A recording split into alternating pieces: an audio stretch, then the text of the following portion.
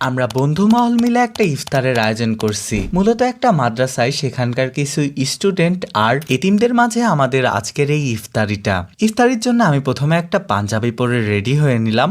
আম্মু পরে বলতেছে পাঞ্জাবিটা ইস্ত্রি করা নাই, দাঁড়া ইস্ত্রি করে দিই। আম্মু ইস্ত্রি করে দিল। আমি বাইরে চলে আসছি। প্রথমে এসে একটা মাস্ক কিনছি কারণ আমার ঠান্ডা লাগছে। ফ্লুটা যাতে মানুষের মাঝে না ছড়ায় এই জিনিসটা একটু খেয়াল রাখা উচিত। এখন ভ্যানে উঠে আমি প্রথমে টার্মিনালের এখানে চলে আসছি। আমি মূলত 2-3 বছর আগে লাস্টে এখানে আসছিলাম মাদ্রাসাতে, কিন্তু পরে শুনতে পাই যে মাদ্রাসাটার লোকেশনটা চেঞ্জ হয়েছে। এটা এখন দুর্গাপুর গোরস্থানের ওইখানে।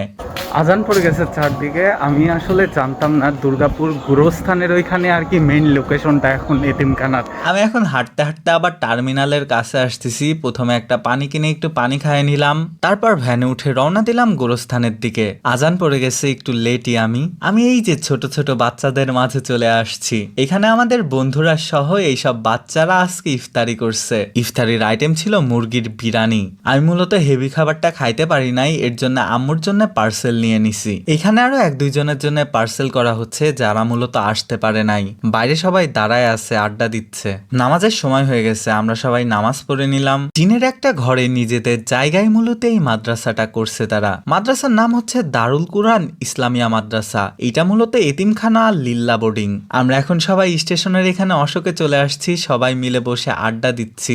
সুন্দর একটা সময় কাটাইলাম। টাটা, আল্লাহ হাফেজ, দেখা হবে পরের কোনো ভিডিওতে শীঘ্রই।